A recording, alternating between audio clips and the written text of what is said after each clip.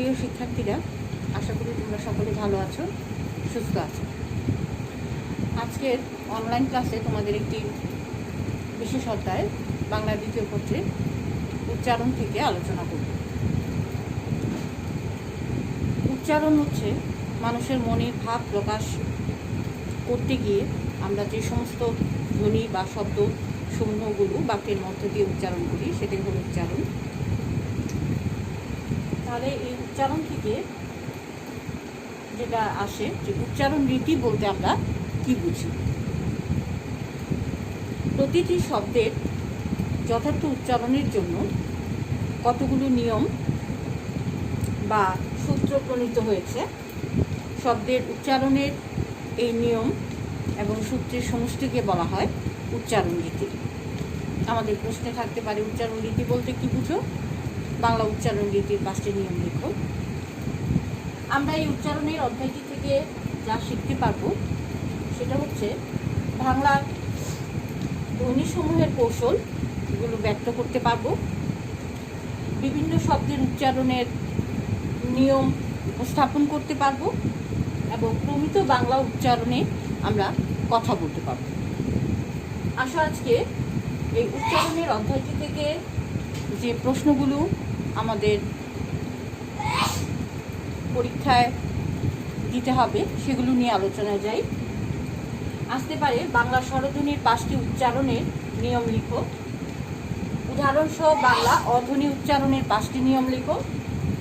আদ্য অধ্বনির উচ্চারণের 5টি নিয়ম লিখো। মধ্য অ বা অন্ত অধ্বনির উচ্চারণের 5টি নিয়ম লিখো। এ ধ্বনির উচ্চারণের 5টি নিয়ম উদাহরণসহ লিখো, ইত্যাদি ইত্যাদি। আসো, আজকের আলোচ্য বিষয় হচ্ছে বাংলা অধ্বনি উচ্চারণের নিয়মগুলো জেনে নিই।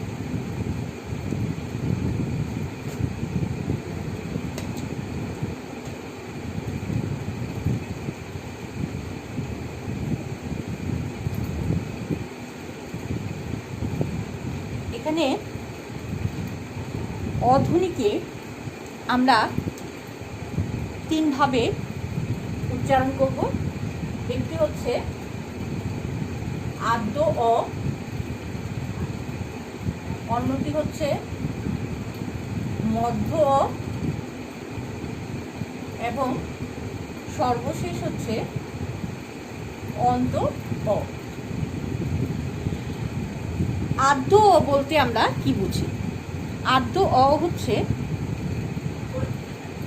শব্দের আদি যে অ উচ্চারিত হয় সেই অকে আদ্য অ বলা হয়। এখন আদ্য অ ধ্বনির উচ্চারণের নিয়মগুলো তোমরা বই থেকে জানতে পারবে, তারপরেও আমি উদাহরণ সহকারে একটু দেখিয়ে দিচ্ছি। আদ্য অ এর পরে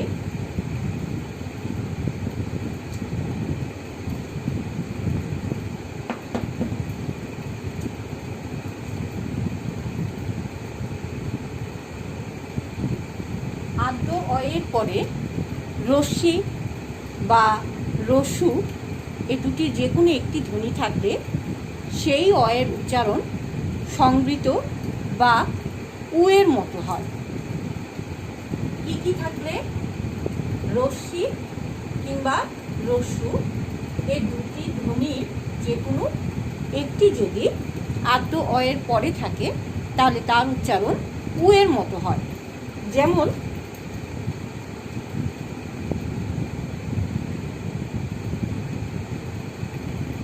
যদি বলা যায় ছবি, তার উচ্চারণ হয়ে যাবে, আমরা যখন উচ্চারণ করছি সেটা হয়ে যাবে ছবি। নদী, আমরা কেউ নদী উচ্চারণ করি না, সেটা নু উকার হয়ে যায়, নদী।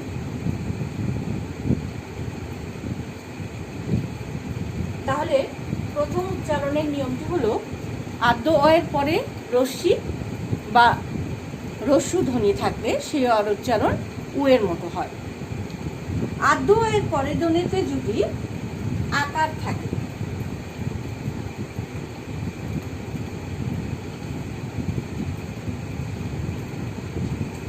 আকার থাকে তাহলে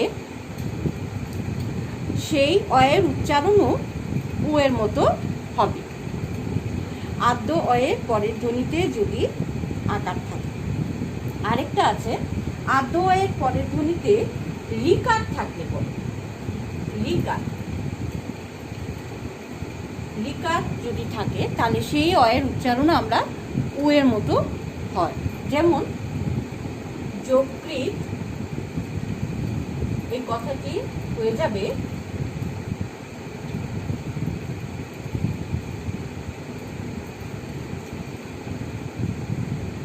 যকৃৎ।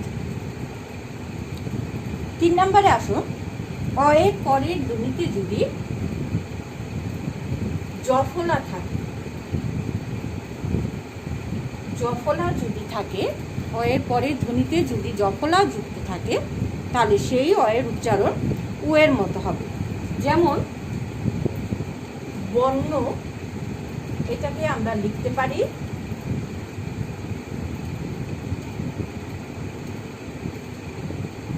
বন নো, যেহেতু পরের ধ্বনিতে জফলা আছে তাই এটা উকারান্ত উচ্চারিত হয়েছে, বন্য। 4 নম্বরে আসো, আদ্য অয়ের পরে যদি ক্ষীয় অথবা উমৈগ এই যুক্ত ব্যঞ্জন দুটোর যে কোনো একটি উপস্থিত থাকলে সেই অয়ের উচ্চারণও উ এর মতো হবে। যেমন পক্ষ শব্দটিকে আমি লিখতে পারি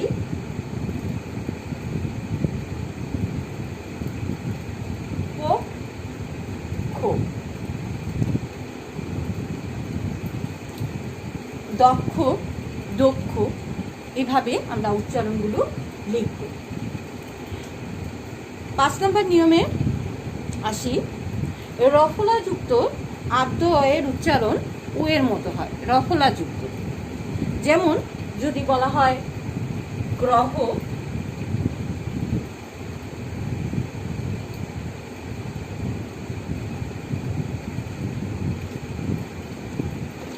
এটার উচ্চারণ হয়ে যাবে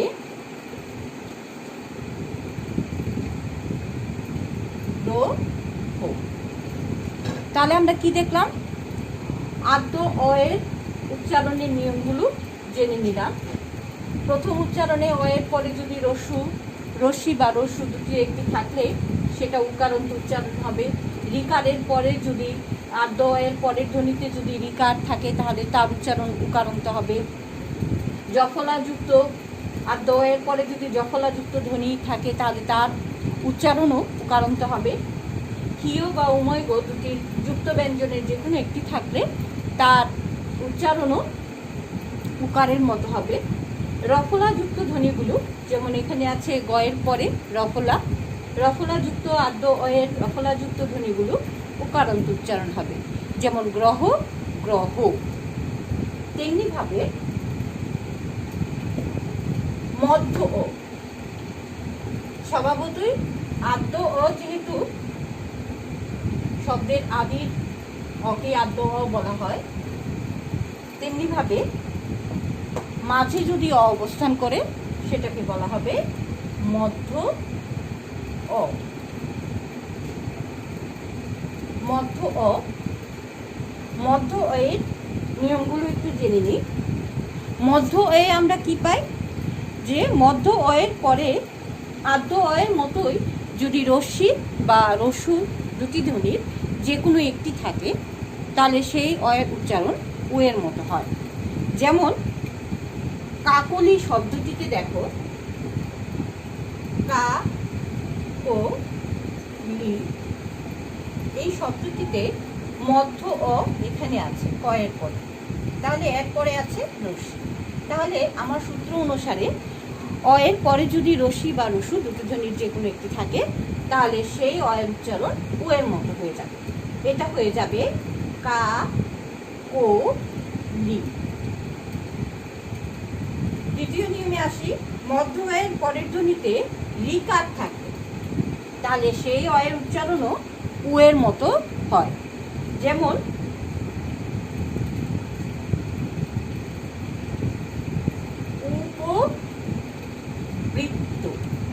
দেখো এখানে আমরা ও আগে দেখবো মাছের অ কোথায় আছে। এখানে পয়ের পরে অ আছে এবং পরের ধ্বনিতে আছে রিকার। তাহলে অ এর পরের ধ্বনিতে যদি রিকার থাকে তাহলে সেই মাঝের অটা উচ্চারিত হবে উ এর মতো। তাহলে এটা হয়ে যাবে উ ও রি তো, এভাবে উচ্চারণটি হয়ে যাবে। 3 নম্বর নিয়মে আসি। মধ্য অ এর পরের ধ্বনিতে জফলা থাকে, মধ্য অ এর পরের ধ্বনিতে যদি জফলা থাকে তাহলে সেই অ এর উচ্চারণও উ এর মতো হয়। যেমন অদম্য কথাটি আমি উচ্চারণ করি অ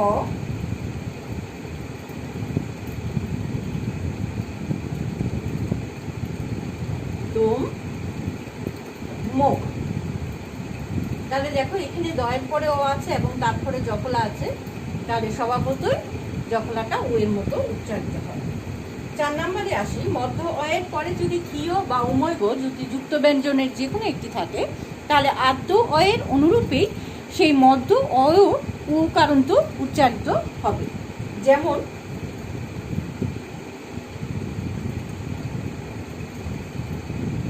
যেমন লিখতে পারি অদক্ষ, এখানে এটা হয়ে যাবে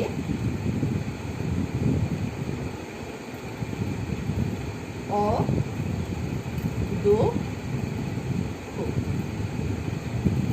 তেমনিভাবে অবজ্ঞা ইত্যাদি বলতে পারি।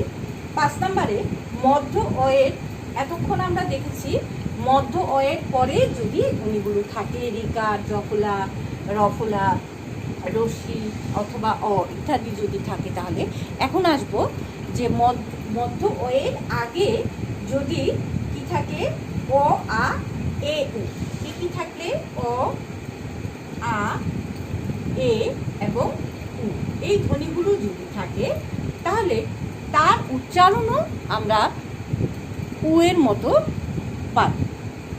যেমন বেতন কথাটি, বেতন, এটা উচ্চারণে হয়ে যাবে বেতন। দেখো এখানে মধ্য অ এর পরে এখানেও আছে, তাই এটা উ এর মতো উচ্চারিত হয়ে যাচ্ছে। তাহলে আমরা মধ্য অ এর নিয়মগুলো আরেকটু জেনে নেই। মধ্য অ এর পরে যদি রশ্মি বা রস্যু থাকে তাহলে এর উচ্চারণ উকারান্ত হবে। মধ্য অ এর পরে যদি রিকার থাকে তাহলে এর উচ্চারণ উ এর মতো হবে। মধ্য অ এর পরে যদি জফলা থাকে তাহলে এর উচ্চারণ উ এর মতো হবে। মধ্য অ এর পরে যদি থিয় বা উমৈগ থাকে তাহলে এর উচ্চারণ উ এর মতো হবে। মধ্য অ এর পূর্বে যদি, দেখো পূর্বে যদি অ আ এ অথবা উ ইত্যাদি থাকে, দেখো এখানে মধ্য অ আছে, এর আগে এ আছে, একার আছে, তাহলে এর পূর্বে যদি থাকে তাহলে তার উচ্চারণও উ এর মতো হবে। এখন আসো অন্ত অ। অন্ত অ ধ্বনি শেষের অকে অন্ত অ বলা হয়। অন্ত এ আমরা কি পাই? ত বা বিত প্রত্যয়ান্ত শব্দ। অন্ত অ ত বা ইত প্রত্যয়ান্ত শব্দ বিশেষণ হলে তাহলে তার উচ্চারণ সংবৃত হবে এবং তা উ এর মতো হবে। যেমন একটা উদাহরণ দিয়ে বুঝিয়ে দিই, যেমন ধৃত, ধৃ ইত, তাহলে এটা উচ্চারণ হয়ে যাবে ধৃ তো। তেমনিভাবে শব্দের শেষে যদি উন্তস্থের ঠিক আগে রশ্মি কিংবা এ ধ্বনি থাকে তাহলে সেই সংযুক্ত অয়ের উচ্চারণ উ এর মতো হবে। যেমন প্রিয়, এর আগে রশ্মি, অয়ের সঙ্গে রশ্মি আছে এবং সংযুক্ত ধ্বনি অবস্থিত আছে, এখানে রফলা যুক্ত আছে, তাহলে এটাই হয়ে যাবে প্রি ও। তেমনিভাবে বিশেষের শেষে হ থাকলে অন্ত অ রূপে উচ্চারিত হয়। হ থাকলে যেমন সমীহ, সমীহ, তাহলে এটা হয়ে যাবে সমীহ। শো, মি, হো। তাহলে কি থাকে? অন্ত এর পরে অন্ত বিশেষের শেষে হ থাকলে অন্ত অয়ের পরে সেই অটি উরূপে উচ্চারিত হয়। 4 নম্বরে যাও। শব্দের শেষের যুক্ত ব্যঞ্জনের অ সর্বদাই উরূপে উচ্চারিত হয়। শব্দের শেষের যুক্ত ব্যঞ্জনের অ সর্বদাই উরূপে উচ্চারিত হয়। যেমন